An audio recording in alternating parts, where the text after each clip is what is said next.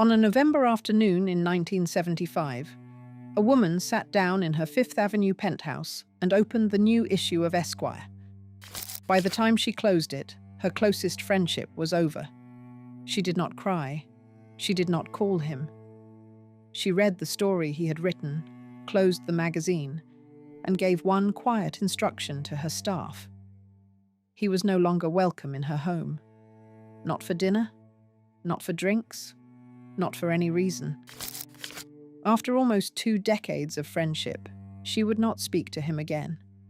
The woman was Babe Paley, and the part I find hardest to wrap my head around is that she was, at that moment, probably the most admired woman in America. Truman Capote himself had once said her only fault was perfection. Husbands envied Bill Paley for marrying her. Designers waited to see what she would wear. She had been on the international best-dressed list so many years in a row that they had eventually retired her into the Hall of Fame. She also had 2 sisters. Both had married into wealth and political weight of their own. Together, the 3 Cushing sisters had married a Roosevelt, an Astor, a Whitney, and the man who built CBS. 3 daughters of a Boston brain surgeon, all marrying at the very top of mid-century American power. There has not really been anything quite like them, before or since. And it did not happen by accident. Their mother built it. Or, to be more accurate, she laid the foundation.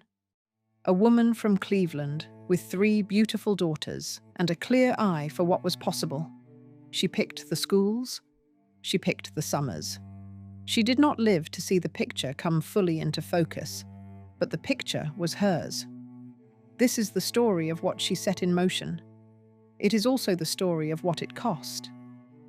Because on that November afternoon in 1975, when one of those daughters closed a magazine and stopped speaking to her closest friend, something else closed too. The most carefully built life in America turned out, in the end, not to be untouchable. So let me take you a long way from the penthouse to a quiet house in Brookline, Massachusetts, where a surgeon came home late from the hospital and asked for absolute silence so he could read. Chapter 1. The Doctor's House. There were rules in the Cushing house. The first one was silence. When Dr. Harvey Cushing came home from the hospital, no one spoke unless he spoke first. The staff knew. The wife knew. The 5 children knew. He went into his study, sometimes for hours, and the family ate without him. By the standards of the early 1920s, he was probably the most important brain surgeon alive. Not famous the way movie stars are famous. Famous in the way that surgeons in Vienna and London whispered his name in operating theatres. He had taken a field of medicine that killed almost everyone it touched and dragged the survival rate up by sheer obsessive work. He operated on the wealthy, on wounded officers from the Great War, on patients whose names made the front pages. He would win the Pulitzer Prize in 1926 for a biography he wrote of his old teacher. Most people who win the Pulitzer are not also founding a branch of medicine on the side. He was born in Cleveland in 1869. His wife was born the same year, in the same city. Her name was Catherine Stone Crowell. They had known each other since they were children. They married in 1902, and they had 5 children together, 3 of them daughters. This is the family the rest of the story comes out of, so it matters who they were. Harvey was the genius of the house. Catherine was the engine. They moved a lot in the early years. Cleveland, then Baltimore, where Harvey trained at Johns Hopkins under the great William Osler, then finally Boston in 1912, when Harvard offered him the position he had been waiting for. They bought a large house in Brookline, a leafy suburb where the better Boston families went when they wanted to be near the city without quite living in it. Brookline was not glamour. It was old money sitting under low ceilings, eating early, and preferring not to be noticed. The opposite of New York, in other words. And Catherine, by every account that survives, was watching New York. She had grown up in Cleveland when Cleveland still mattered in the late 1800s, when it was full of new industrial money. Her own family was comfortable, but not rich. Close enough to the great American fortunes to know what they looked like. Far enough away to have no claim on them. She also grew up knowing she was beautiful, and knowing what beauty could be exchanged for if a girl played the long game. When she had 3 daughters of her own, she started playing it. The children came in a particular order, and it matters. William Harvey Jr. arrived first in 1903, the firstborn son, and the one being prepared, eventually, to follow his father into surgery. Mary Benedict, called Minnie, came 3 years later. Then Betsy, in 1908. Then a second son, Henry Kirk, called Harry, in 1910. And finally, almost a decade after Minnie, the youngest, Barbara, Babe. The 3 daughters went to Westover, a girls' boarding school in Connecticut that prepared the right kind of daughters for the right kind of marriages. They learned French. They learned how to walk into a room. They were taught, in ways that were probably never said out loud but were absolutely understood, that their job was to marry up. I want to flag the older boy now, because we are about to lose him. And the loss of that boy is, in my reading of this family, the moment when Catherine's quiet plan for her daughters shifted into something harder, more deliberate, almost a mission. We will get to that. For now, picture the household. A father who came home late, demanded silence, and kept what would eventually become a famous medical collection of brain specimens because he could not bear to throw away anything that might still teach him something. A mother who never raised her voice but ran the place down to the brass on the doorknobs. 5 children, growing up under a kind of pressure that none of them quite understood until they were old enough to look back. And 3 daughters in particular, being taught every day that the world they were going to belong to was not their parents' world. It was somewhere further up. Chapter 2. A Death on the Road. He was 23 years old, in his last year at Yale, and by every account, a likable young man. William Harvey Cushing Jr., Bill, to the family, the firstborn. The one his father expected, eventually, to put on a white coat and take over the surgical legacy. In June of 1926, he was driving a car on a road outside New Haven. There was an accident. He was killed. That is most of what we know with certainty. Some accounts say the car overturned. Some say another vehicle was involved. The contemporary newspaper coverage was brief. The way coverage of private family tragedies often was in that period when the family had any social weight. A Yale senior, the son of the famous Dr. Cushing, dead before commencement. A short obituary. A funeral. Then silence. For the family, the silence was the worst part. Harvey Cushing was, at that moment, at the top of his profession. He was finishing the biography of William Osler that would win him the Pulitzer 6 months later. He was operating on patients whose recoveries were being written up in medical journals across 2 continents. He was, in the language of the period, a great man, and his son was dead, and there was nothing surgery could do about it. Catherine took it differently. The accounts we have, mostly filtered through her daughter's later memories, describe her as quieter afterward. Not visibly broken, not theatrical, just changed. A friend of the family later said she developed a habit of stopping mid-sentence, as if she had remembered something, and then continuing without finishing the thought. That is the kind of detail that survives because someone noticed it and wrote it down decades later, and I think it tells you more about Catherine than any number of formal portraits.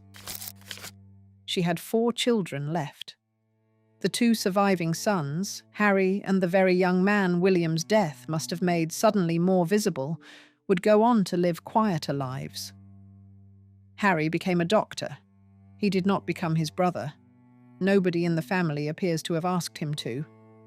But the daughters were a different calculation. Minnie was 20, Betsy was 18, Babe was 11. 3 girls and a mother who had just learned, in the most direct way possible, that the future was not something you could assume. Plans could be erased on a stretch of road outside New Haven in the time it takes a steering wheel to turn the wrong way. You could be the wife of the most important brain surgeon in America, and your son could still die at 23 on a clear day in June. I think this is the moment Catherine Cushing stopped hoping her daughters would marry well and started making sure they would. The shift was not announced. There was no speech, no diary entry, no letter that survives saying so. Mothers of that generation did not write down their plans for their children's marriages, because that would have been vulgar. But the shift is visible if you watch what happened afterward. The summers got longer and were spent in better places. The introductions got more deliberate. The clothes got more expensive. The girls were sent for visits to friends in New York and to families in Newport, and to the kind of houses where the right kind of young men appeared at dinner. Catherine had been playing the long game her whole adult life. After June of 1926, she started playing it faster. There is one more thing worth saying about the death of William Jr., because it complicates the family in a useful way. Harvey Cushing, the father, the surgeon, the Pulitzer winner, never really recovered. He continued operating. He continued publishing. By the late 1930s, he was treating a list of patients that included a former German emperor and the wives of senators. But people who knew him noticed that he had become more remote, more impatient, more locked into work. A man who had always preferred his study to his dining room now preferred it absolutely. He died in 1939 of a heart condition he had been ignoring for years. And so, by the start of the 1940s, when all 3 Cushing daughters would do something that put them on the front pages of every society column in America, only one of their parents was still alive to see it. That parent was Catherine. She watched all of it. Chapter 3. The first to marry.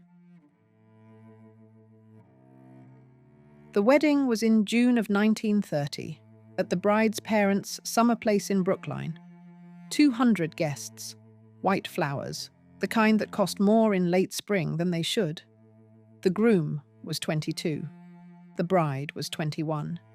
His father was the governor of New York. Her father was, in the social calculus of the period, almost equally well known, but in a different category. Doctors did not ordinarily marry their daughters into the Roosevelts. Catherine had pulled it off anyway. The groom's name was James Roosevelt, eldest son of Franklin and Eleanor. A Harvard man, recently graduated, vaguely aimed at a business career he was not particularly suited for. Tall, charming, weak-chinned in the family way. The Roosevelts of Hyde Park had been prominent for generations, but Franklin was not yet president. He was governor of New York, finishing his first term, and a great many people in the country did not know who he was. 2.5 years later, almost everybody would. When Franklin Roosevelt won the presidency in November of 1932, Betsy Cushing Roosevelt became something her mother had probably not specifically engineered, but had absolutely created the conditions for. She became a daughter-in-law of the President of the United States. She was 24 years old. The years that followed are the most interesting and least understood part of Betsy's life. She moved, with James, into a fluid orbit around the new administration. Sometimes they lived in their own place. Sometimes they stayed at the White House. Eleanor traveled constantly during the early New Deal years, and somebody had to host the smaller dinners, the visiting dignitaries, the Sunday lunches that did not warrant the First Lady's full attention. Betsy filled in. She was charming. She knew how to seat a table. She had been raised by Catherine Cushing, which meant she had been preparing for this kind of work since before she could read. Eleanor noticed. Eleanor did not love what she noticed. The relationship between Eleanor Roosevelt and her oldest son's wife was, by every honest account, cool. Some biographers have made it actively hostile. Others have softened it to mutual wariness. The most credible reading is that Eleanor saw in Betsy something she herself had never quite been.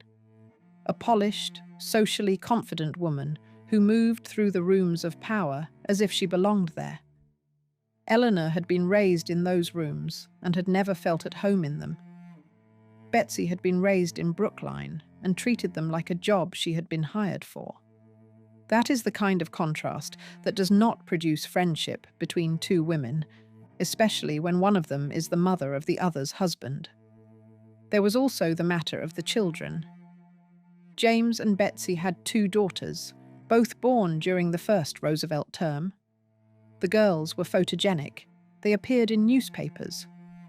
They were, briefly, among the most photographed children in America. Eleanor adored her grandchildren. She did not, in the same way, adore their mother.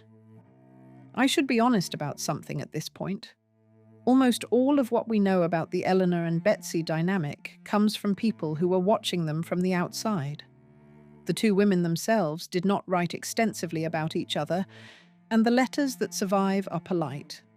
The famous tensions are real, but the texture of them is filled in by biographers, friends, and gossip columnists who had their own reasons to make the story sharper than it probably was on any given Tuesday. So when I tell you that Eleanor preferred James's second wife, which she did, that is documented. When I tell you that Betsy found the White House years stifling, which she also did, that is documented. The exact temperature of the bad blood between them, that part is more interpretation than evidence. What is not in dispute is how the marriage ended. By 1939, Betsy and James were finished. He had begun an affair with a nurse named Ramul Schneider, whom he would marry within months of his divorce. Betsy, for her part, had begun moving in different circles. Younger, richer, more glamorous. The kind of New York and Long Island society that did not particularly care who was president, as long as the right people were at the dinner. The divorce was finalized in 1940. For most women of her time, a divorce at 31 would have been a problem. A scandal, certainly. A demotion in the marriage market, almost always. For Betsy, it was a clearing of the runway. She had two daughters. She had 9 years of moving in the highest circles of American power.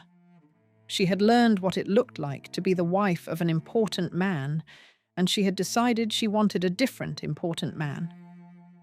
2 years later, she got one.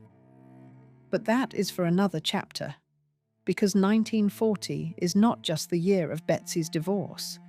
It is also the year her older sister became Mrs. Vincent Astor, and the year her younger sister, who had never been considered the family beauty until somebody looked again, made the first of 2 marriages that would put her on every magazine cover in America. 3 Cushing weddings, 3 Cushing news cycles, in the space of a single year. Even Catherine, who had been working toward this for the better part of 2 decades, must have been a little startled at how it landed. Chapter 4. Mrs. Vincent Astor. From the outside, it looked like the most successful marriage of any Cushing daughter. Vincent Astor was the wealthiest of the 3 husbands his mother-in-law would eventually collect. He owned hotels, real estate, a yacht the size of a small naval vessel, and a magazine called Newsweek. He was a director of 6 banks and railroads. He was, by net worth, in the top handful of men in the United States. When Minnie Cushing married him in September of 1940, 6 months after his divorce from his first wife was finalized, the New York papers ran the story as a kind of coronation. Inside, it was something else. Vincent had been a difficult man for as long as anyone had known him.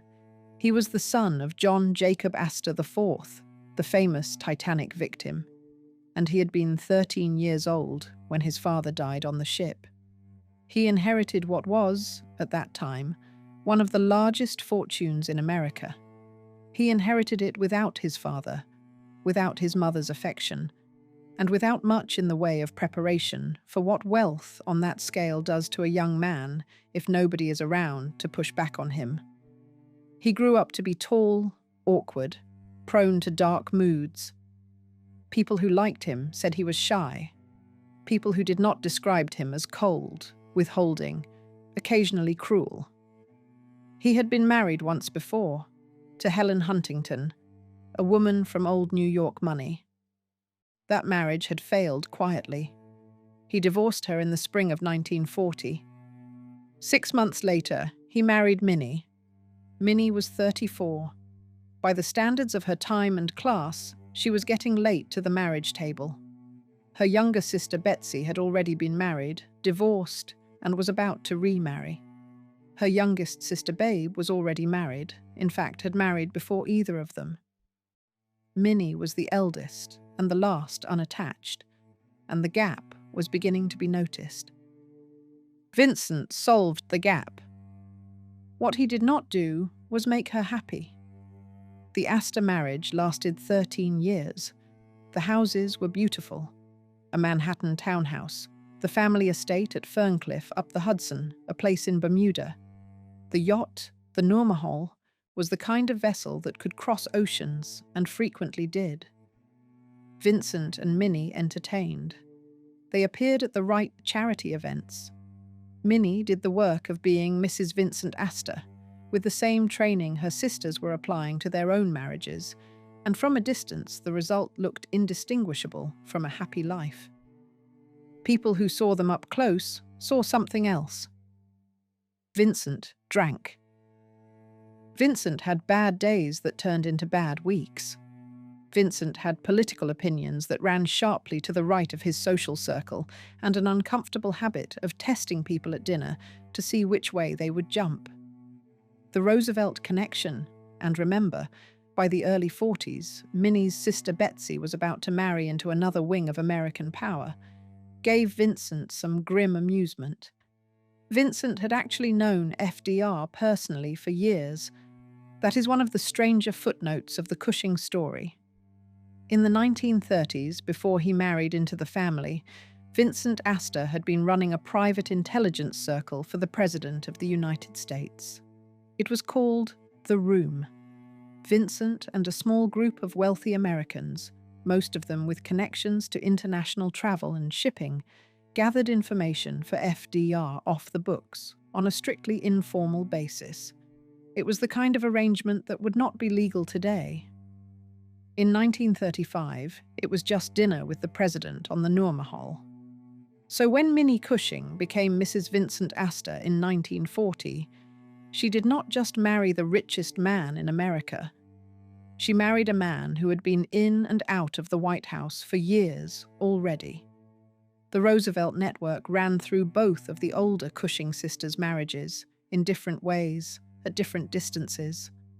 Catherine, in Brookline, was watching this and noting it. But none of that fixed what was wrong inside the marriage.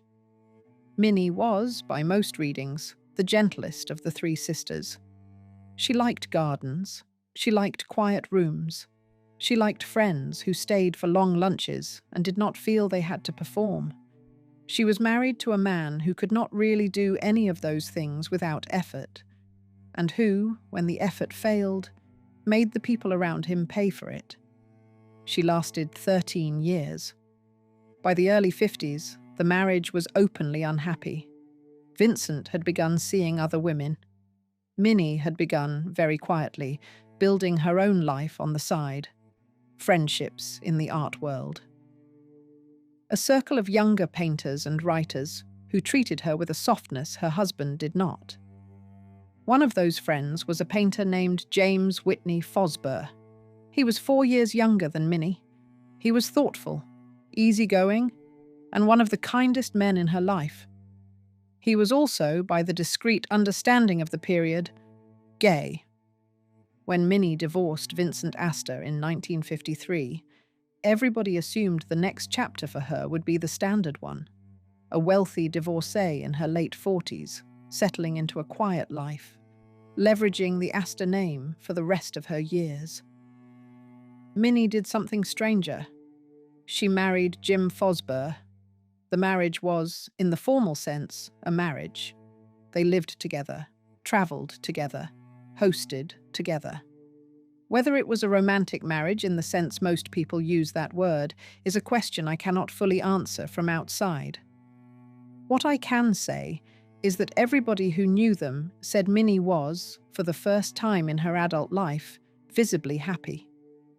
She had been Mrs. Vincent Astor for 13 years and had been admired and pitied in roughly equal measure. She was Mrs. James Fosburgh for the next 25 until his death, and the pity stopped. Vincent Astor, for his part, married a third time within months of the divorce. His new wife was a woman named Brooke Russell Marshall. Brooke would survive Vincent by half a century, run the Astor Foundation, become the most photographed older woman in New York, and cement her place in the city's history as the Mrs. Astor of the second half of the 20th century. The name Astor, in American memory, now belongs to her, not to Minnie. Minnie was probably fine with that. The trade she made, 13 years of being Mrs. Astor for 25 years of being Mrs. Fosburgh, does not look, from this distance, like a bad one. It is just not the trade her mother would have advised. Chapter 5. How to Marry a King of Television. There is a photograph of Babe Cushing, taken in 1938, when she was 23 years old, working as a fashion editor at Vogue. She's looking at the camera the way women in that period were taught to look at cameras, slightly downward, slightly amused, lips closed. Her hair is pulled back. She is wearing something simple. The photograph is black and white and not particularly remarkable except for one thing. You can already see it. The thing the next 30 years would build a religion around. The face, the poise, the quality of attention she paid to her own appearance, which was so total that it stopped looking like vanity and started looking like work. Babe was the youngest Cushing daughter, the family afterthought, almost a decade behind her sisters. She had not been considered the family beauty as a child. Minnie was the eldest and the gentlest. Betsy was the cleverest and the most socially ambitious. Babe had been, for most of her childhood, the little one who tagged along.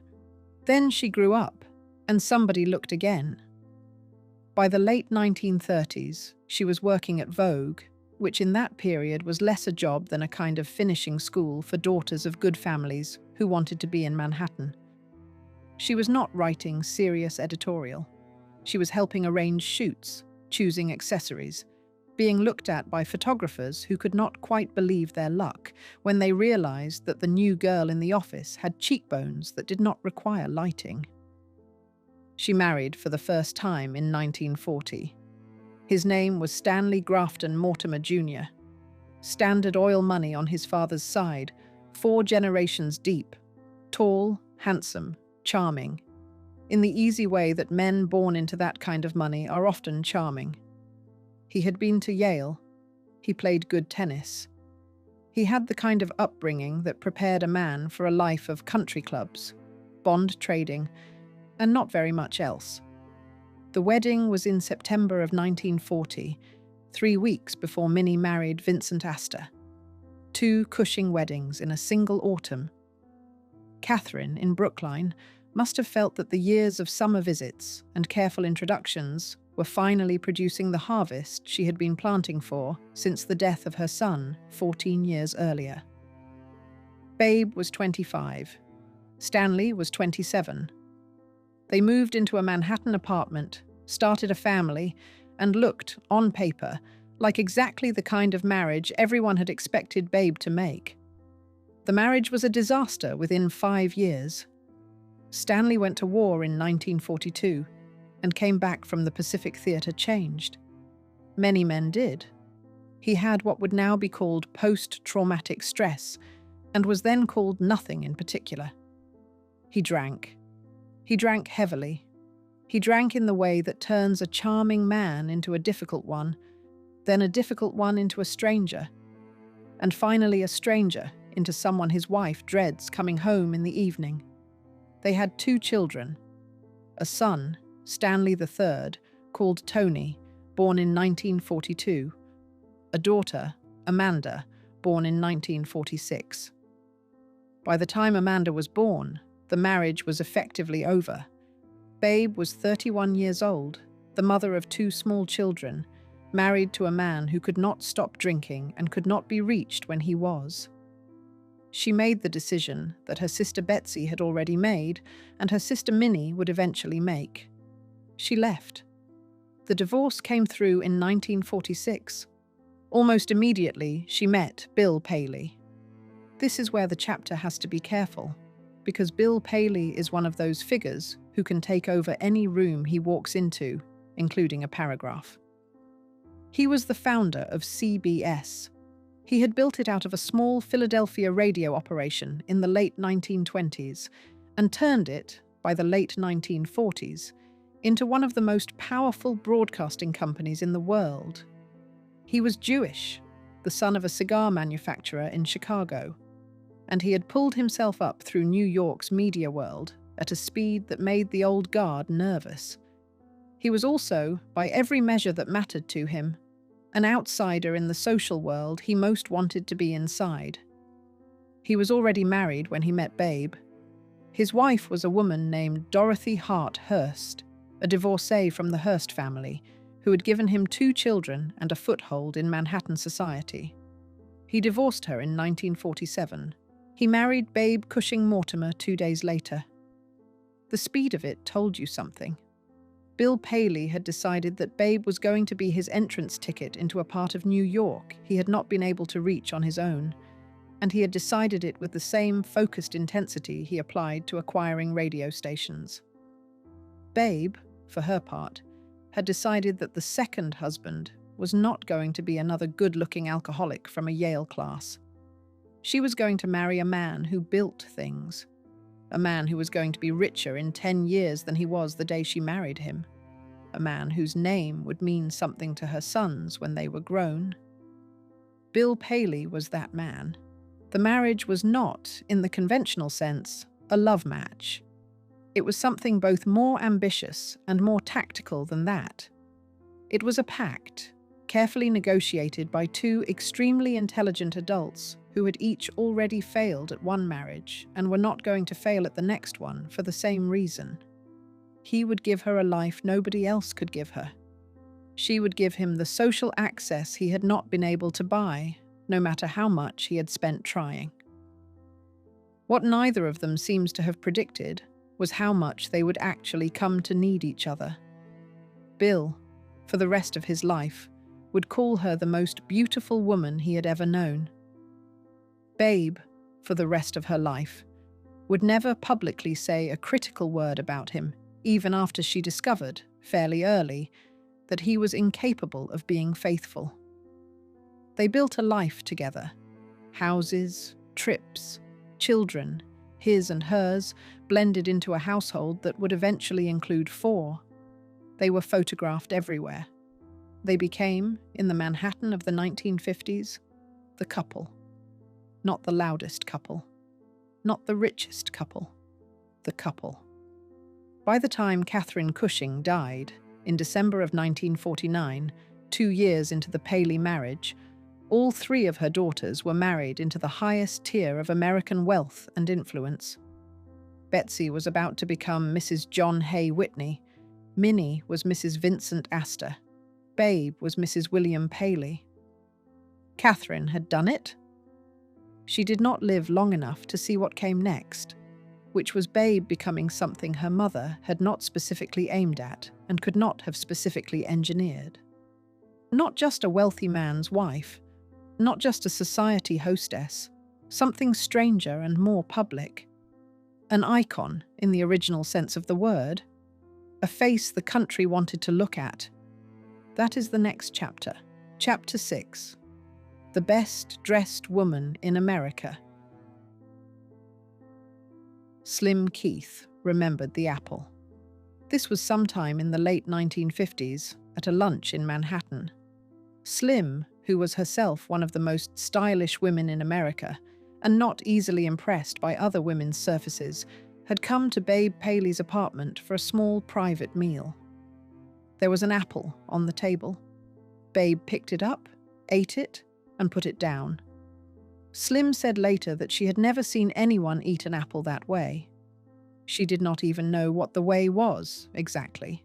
Just that Babe had done it, and that watching her do it had been like watching a small piece of choreography that the rest of the world had not been told about. That kind of detail is what made Babe Paley famous. Not the clothes, exactly. Not the jewels, although those mattered. What made her famous, what made other women in her circle slightly insane, was the way she moved through her own life as if every gesture had been thought about in advance, and yet none of them looked thought about. She walked into rooms in a way you could not quite reproduce by trying. She arranged a vase of flowers with 2 stems and made hostesses with 40 stems feel they had done it wrong.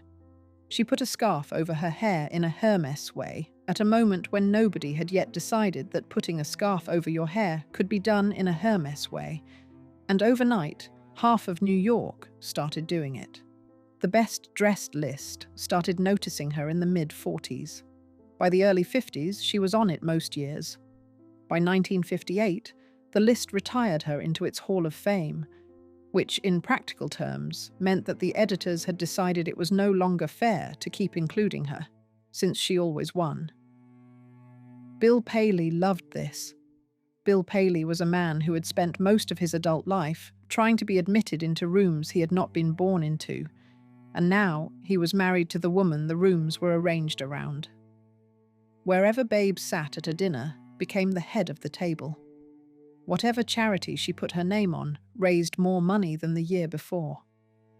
Whatever designer made her something appeared, soon afterward, in the wardrobes of half the wives in Manhattan and Long Island. The thing people often miss is how much of this was work. Babe slept with a maid in the next room because she did not like to do her own hair in the morning. Her clothes were laid out the night before by the maid, who knew the schedule of every event Babe had agreed to attend that day and dressed her accordingly. There were sometimes 3 changes of clothes between waking up and dinner. Hair was redone, makeup retouched, jewelry rotated according to the lighting of the venue. None of this was unusual for women in her position. What was unusual was that Babe did it more carefully than any of them, and made it look like she was not doing it at all. People who studied her up close said the trick was that she did not break character. Most society women, even the very polished ones, had a moment at the end of the evening when the smile dropped, the shoes came off, the cigarette got lit a little too quickly. Babe did not have that moment. She lit her cigarettes the same way at midnight as she had at noon. She kept her posture in the back of a car at the end of a long night. Her staff said she was easier to dress at the end of a long day than most women were at the start of one. The cigarettes are worth pausing on because they ended up mattering. Babe smoked constantly, 3 packs a day by some accounts. She held a cigarette the way other women held flowers. She had a particular shoulder hunch when she smoked, a particular way of looking up and away from the person she was talking to, that became, in the photographs of her that ran in magazines for 3 decades, one of the things people associated with her face. Several generations of American women learned to smoke from looking at pictures of Babe Paley. She would die of lung cancer at 63. That part of the story comes later. The houses are worth a paragraph of their own. There was the apartment at 820 Fifth Avenue, which Bill had gut-renovated to her specifications and which she redecorated several times over the years she lived there. There was Kiluna Farm on Long Island, an estate where the Paleys hosted weekend parties that became famous, in part because they were not actually that large. 20 people. 24 people. A small number of carefully chosen guests in a setting that had been arranged for them as if it had been arranged for nobody in particular. There were other houses, in Jamaica and the Bahamas and elsewhere, each one decorated with the same exact eye. There were rooms, inside rooms, in all of these places, where Babe had decided exactly how a guest should feel walking in. She did not entertain by accident. The guest lists, by the early 1960s, were one of the strangest collections of people in American social history. Old money sat next to new money. A senator might find himself next to a fashion designer. A Hollywood director might be seated across from a European princess. The mix was Babe's. She was doing something nobody else in her social class was quite doing yet, which was treating her dinner table as a curated thing, the way a museum curator treats a wall. Who balances whom? Who needs to be heard out? Who has just been through a divorce and should be put far away from the person whose divorce they caused? If you wanted to know what mattered in mid-century American culture, you went to dinner at Babe Paley's. And after a few years of this, the people who went to dinner there started to feel that being inside that apartment, on the right night, with the right group, was the closest thing the country had to court life. Outside the apartment, things were not always as composed. Bill was unfaithful. He had been unfaithful in his first marriage, and was unfaithful in this one, almost from the beginning, in a pattern that the women in their circle understood, and that Babe herself understood. There was nothing particularly secret about it. The names of the women he saw were known. Some of the women were friends of Babe's. Some were wives of friends of Bill's. Babe never spoke about it publicly. She never confronted him in any way the staff witnessed.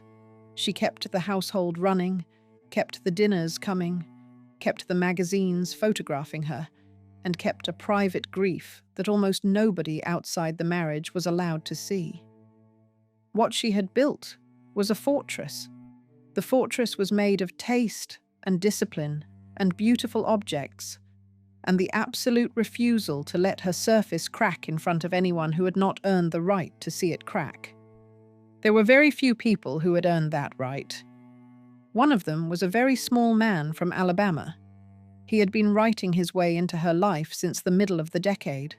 Gradually, the way a clever guest sits closer to the host every dinner until the night he finally gets the seat next to her. By 1955, he had it.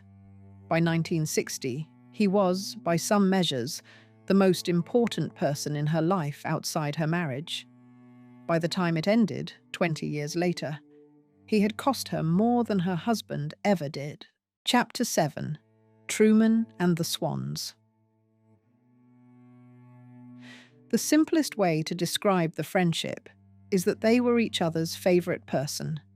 That description is true. It is also misleading because it does not tell you what kind of friendship it was, and the friendship was strange enough to need explaining. Truman Capote met Babe Paley in 1955. He was 30 years old, turning 31. He had already published Other Voices, Other Rooms, the novel that had made his name in 1948, and he had since put out 2 story collections and a Broadway play. He was famous in the way ambitious young writers in 1950s Manhattan were famous, which involved being the most interesting person at the table, without being the richest. He was also, in person, almost impossible to overlook. He was very small. He had a high voice. He spoke in a southern lilt he had never tried to lose. He told stories the way certain children tell stories, with absolute confidence in the listener's attention, and by the end of any meal he was at, the table belonged to him. Bill Paley invited him on a flight to Jamaica in early 1955. Babe was on the trip. They sat near each other for several hours. By the time they landed, the friendship had started, and within a year, It had become the central friendship of both of their lives outside their marriages. What Babe gave him was access. He sat in on her famous Manhattan lunches with the other women in her circle.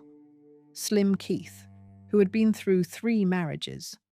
CZ Guest, who had been raised in old Boston society and married into Pittsburgh steel money. Gloria Guinness, who was Mexican and improbably elegant. Morella Agnelli, Italian aristocracy and married to the head of Fiat. And later, Lee Radziwill, Jackie Kennedy's younger sister. Truman called these women his swans. The name was supposed to be a compliment. Swans were, in his telling, beautiful women who glided across a surface they had spent their whole lives perfecting, and who, like actual swans, were paddling underneath where nobody could see. He understood, in a way most of their husbands did not, how much these women had to do every day to look like they were doing nothing. Babe was the lead swan, the closest to him, the most photographed alongside him through the late 50s and into the 60s. He was at her dinners. She read his pages. He called her every morning, sometimes more than once. He told her things he told nobody else. She, for the first time in her adult life, told someone things she told nobody else. What she told him is the part that matters. Babe had been the most discreet woman in Manhattan since the day she married Bill. She did not complain about her husband. She did not gossip about her marriage. She did not, with anyone, share the daily texture of being married to a man who was unfaithful, occasionally cruel, and demanding in ways that nobody outside the apartment saw. With Truman, she did all of those things. He listened. He remembered. He did not write any of it down at the time, but he was the kind of writer who remembered without writing down, and Babe knew that. And she told him anyway. That is a kind of trust that costs something to build. It also has a price if it breaks. For most of the 15 years between the start of the friendship and the late 60s, it did not break. It got bigger. In Cold Blood was published in 1966 and made Truman, almost overnight, the most famous serious writer in America. When the book came out, he decided to throw a party. The Black and White Ball was held at the Plaza Hotel on November 28, 1966. It was, by general agreement, the social event of the decade. Truman had been planning it as the celebration of his arrival. He dedicated the ball to Katharine Graham, the publisher of the Washington Post. This was the detail that got noticed. Not by the general public, who barely knew Katharine Graham at the time, but by every woman in Truman's circle, who knew that the formal honoree of the most important party of the year had been chosen carefully, and that the choice was not Babe. There are several theories about why he did this. The simplest is the most credible. If Truman had honored Babe, the party would have felt like a Paley event. By choosing Katharine Graham, who was a recently widowed publisher he barely knew socially, he made the party feel like his own. He moved himself to the center of it. The swans, including Babe, became guests. Babe came. She wore white, carried one of Halston's masks, and danced with her husband and with Truman. There is a photograph of her that night, taken by one of the staff photographers, in which she is looking at Truman across the room while he is talking to someone else. The look is hard to describe. It is not jealous. It is not hurt. It is the look of a woman who has just understood something about a friendship she has been counting on for 10 years, and who is making a quiet decision to keep counting on it anyway, because she has nobody else to count on the same way. Whatever the look meant, the friendship continued. They had 9 more years. In those years, Truman drank more, took more pills, and started telling people he was working on a great book. It was supposed to be his masterpiece. It was supposed to be called Answered Prayers, and it was supposed to be a comic novel about the very rich. He told everyone about it. He took advances. He told his swans. He told his swans more than he should have.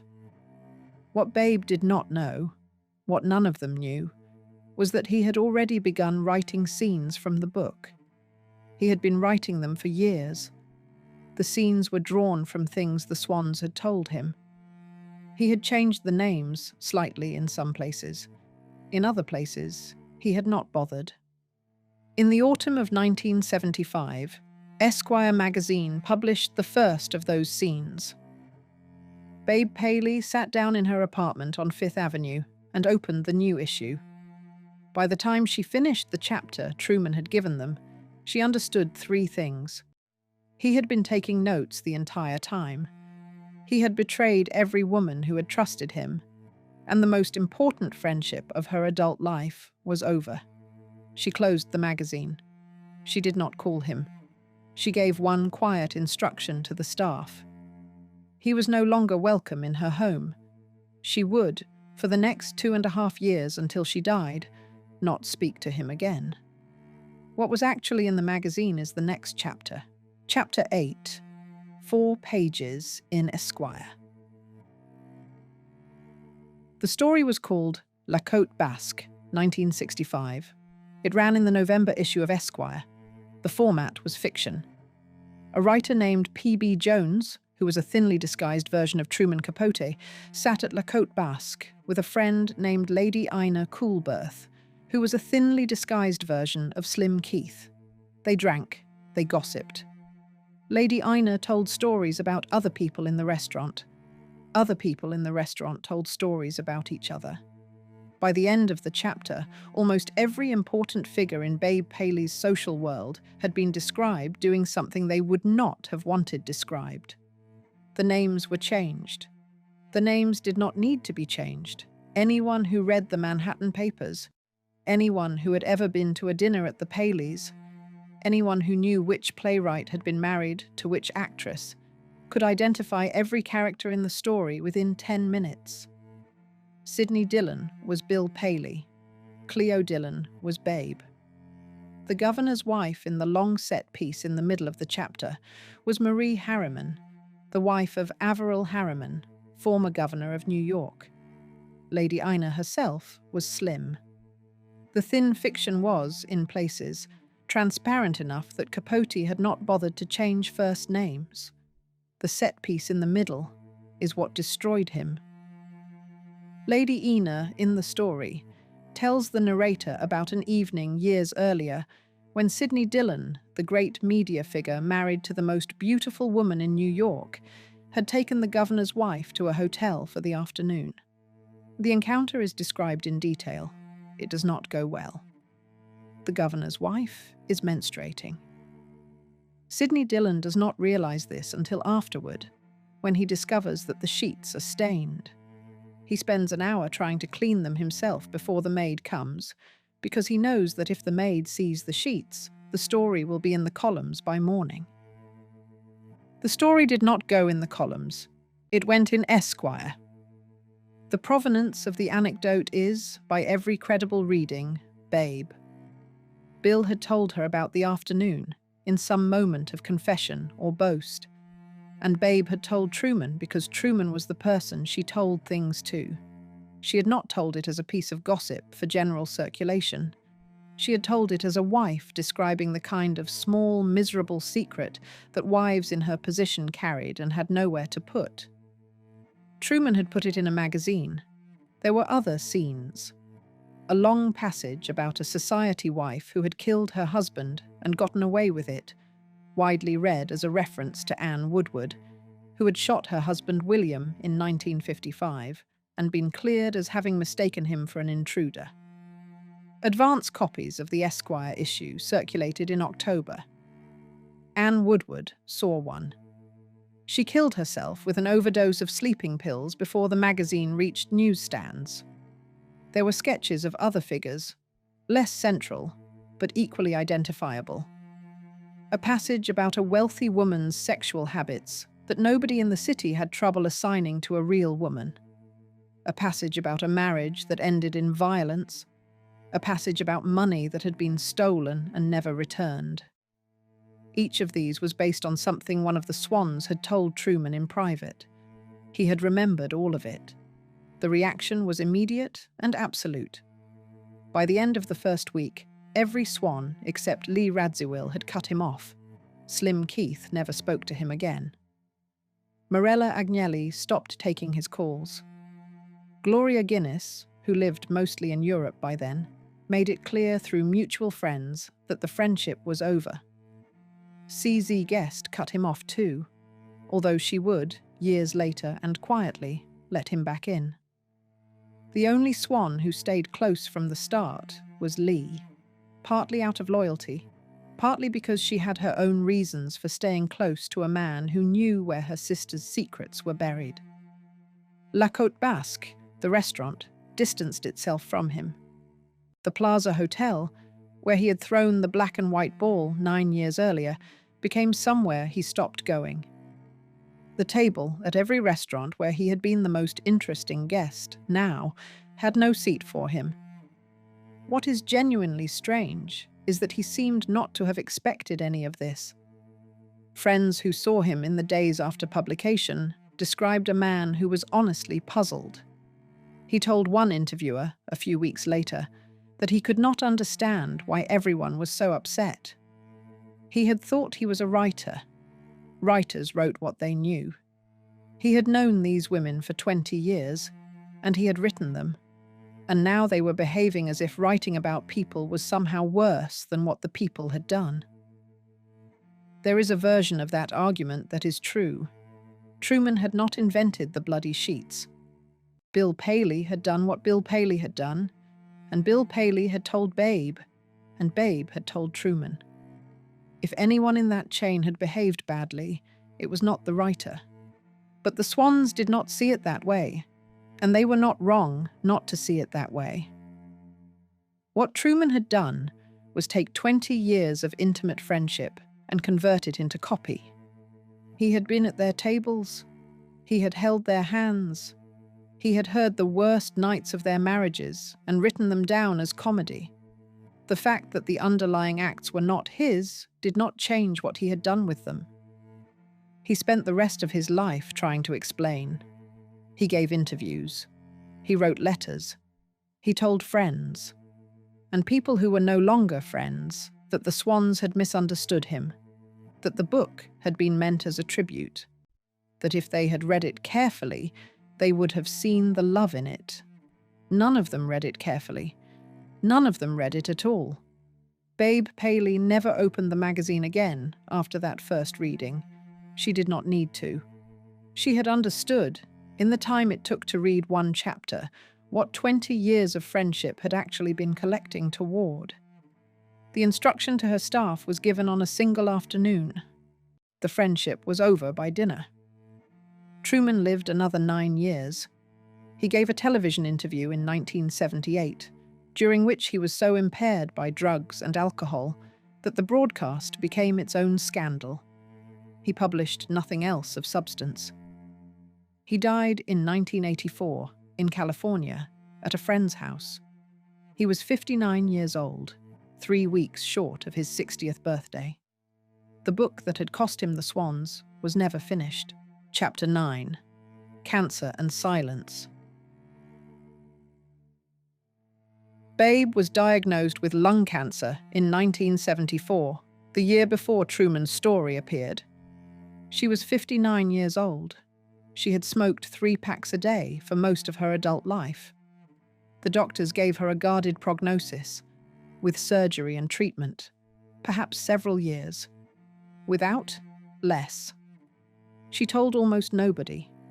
For the first year, she carried the diagnosis privately, attending the lunches she had always attended, hosting the dinners she had always hosted, photographed at the events she had always been photographed at. The work of being Babe Paley continued without interruption. Her staff knew. Her doctors knew. Bill knew. Outside that small circle, the city she had lived in for 30 years did not yet know that the most photographed woman in Manhattan was sick. She had surgery in early 1975. They removed part of one lung. She recovered at Kaluna Farm, walked the grounds with her dogs, and was back in Manhattan within a few weeks, looking, in photographs, only slightly thinner than before. Then came the Esquire issue. I want to be honest about how the timeline matters. Babe was already dying when Truman published the chapter that ended their friendship. The cancer was already moving. The thing I find difficult to think about is that she had 3 years left, and instead of spending those years with the friend who had been the most important person in her life outside her marriage, she spent them not speaking to him. She had written him out of the time she had remaining. She had her reasons. But the calendar of her last years became, because of his choice, a smaller and quieter room than it would otherwise have been. In 1977, the cancer returned. It had spread to bone. There was no surgery this time, and no real treatment, only management. She made a project of her own death. She called in her staff and went through the apartment room by room. She decided what would go to which friend. Jewelry was distributed in advance, with notes attached. Her clothes, which had been the most photographed clothes in America for 2 decades, were packed into trunks and labeled by recipient. Her best pieces went to her daughters and to a small number of women whose taste she trusted to honor what the clothes had been. She paid every outstanding household account in person. She wrote letters. The people around her said she did not complain. She also planned the funeral. She chose the church, she chose the readings, she chose the music. She chose what would be served at the lunch afterward, down to the wine. The guest list was hers. Most of the swans were on it. Truman Capote was not. Bill, who was almost incapable by this point of making a decision without consulting her, signed off on every choice she presented. She died on July 6, 1978, at the apartment on Fifth Avenue. She was 63 years old, 1 day past her birthday. The funeral happened 3 days later. Everything went exactly as she had specified. Truman, by his own later telling, stood somewhere on Madison Avenue that morning, in sight of the church, and watched the mourners go in. He had not been invited. He went home and drank. Bill Paley survived her by 12 years and never recovered. He continued running CBS. He continued being photographed at events. He told anyone who would listen, in interview after interview, that he had been married to the most remarkable woman of his time. The household at Kiluna Farm was kept exactly as Babe had left it. Her dressing room was untouched. Friends who visited him in his last years described a man living inside a museum he could not bring himself to redecorate. Minnie died 4 months later, in November of 1978. Her cancer was different from Babe's. The death was quieter, and the news was reported in the New York papers as a footnote next to the obituaries of more famous people. By the end of that year, 2 of the 3 Cushing sisters were gone. The mother who had built them had been dead for nearly 30 years. The father, for 40. That left Betsy. Betsy would live another 20 years, in the houses Jock Whitney had bought her, surrounded by the paintings he had collected, attended by the staff he had hired, watching the world her family had moved through become, by stages, a different country. She would die in 1998, at the age of 89, the last of the 3 sisters who had grown up in Brookline under the rules of a silent house and a watchful mother. When she died, the New York Times put her obituary on a back page. By then, the Cushing sisters were history. Chapter 10. What the Sisters Built. By the late 1990s, Betsy Cushing Whitney was the only one left.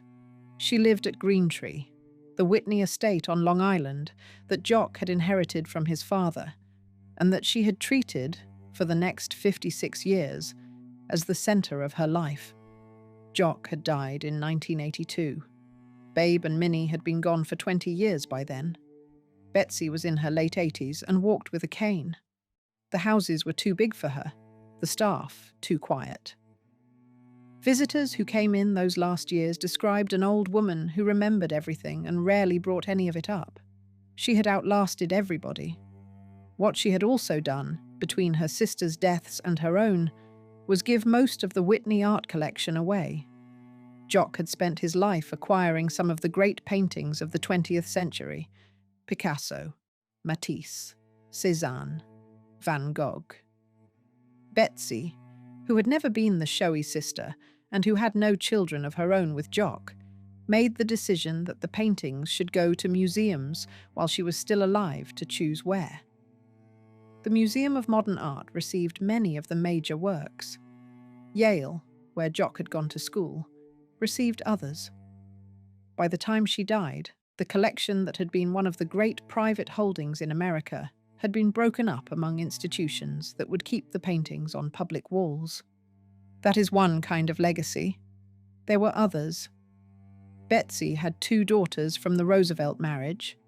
They had grown up partly in the White House and partly at Greentree, and they had each gone on to lives of their own that the public mostly did not follow. Babe's children, by both of her marriages, were similarly private. Amanda Mortimer married into prominent families more than once. Bill and Babe's 2 children together took different paths and stayed out of the columns. None of the next generation of Cushings became Cushing sisters. The grandchildren and great-grandchildren are alive today. Some of them carry the family names. Some of them do not. None of them, as far as I have been able to tell, have built lives that resemble the lives the 3 sisters built. The world that produced Babe Paley and Mrs. Vincent Astor and Mrs. John Hay Whitney is not the world of 2026. The instruments of social power are not the same. The currency is not the same. The mothers are not the same. Bill Paley died in 1990. He had spent the last 12 years of his life looking for a babe-shaped hole that nothing in the world could fill. Brooke Astor lived until 2007 and became, by the end, the woman the Astor name belonged to in the public mind, eclipsing Minnie's tenure entirely. James Roosevelt died in 1991, having outlived 3 more wives after Betsy. Truman Capote had died first, in 1984, having spent his last decade explaining himself to people who were no longer listening. What is striking, when you put all of these dates next to each other, is how quickly the world the sisters had moved through closed up after they left it. The kind of New York that had a best-dressed list, a black and white ball, a society column on the front page of every major paper, a small group of women at a corner table at La Côte Basque, arranging the cultural life of the country between courses, did not survive Betsy by very long. The restaurant itself closed in 2004. The Plaza Hotel changed hands 3 times in the years after. The Esquire magazine that had published Truman's chapter became, by the 2010s, a different kind of publication that did not run 30-page short stories anymore. The era ended when the people who had been at the center of it ended. Which is the hard truth at the bottom of this whole story. Catherine Cushing, in Brookline in the 1920s, had set out to put her daughters at the very top of American social life. She had succeeded so completely that by the late 40s, all 3 of them were married into the highest tier of the country's wealth, media, and political influence. The achievement was, in its own terms, total. There was nowhere higher to put them. But the very top of American social life turned out to be a more fragile location than Catherine had imagined. It depended on a particular configuration of money, media, geography, and discretion that held together for one generation and not really for the next. The sisters had made it to the room at the top. The room itself was being remodeled while they were still in it. By the time Betsy died, alone at Greentree, the room was somewhere most Americans had stopped thinking about. There is a small detail I keep coming back to. When Babe Paley distributed her clothes before her death, she gave the best pieces to a few women whose taste she trusted. Several of those women later said that they could not bring themselves to wear the clothes. They were too associated with Babe. To put them on felt like impersonation. The trunks were stored, the hangers covered, the dresses kept in the dark. I do not know what eventually happened to those clothes. Some of them must still exist in attics and storage units in apartments along the East Coast, in the closets of women now in their 70s and 80s who inherited them and never quite worked up the courage to be seen in them. Somebody is wearing one of Babe Paley's dresses today, or nobody is. Either possibility tells you something about what the Cushing sisters actually built.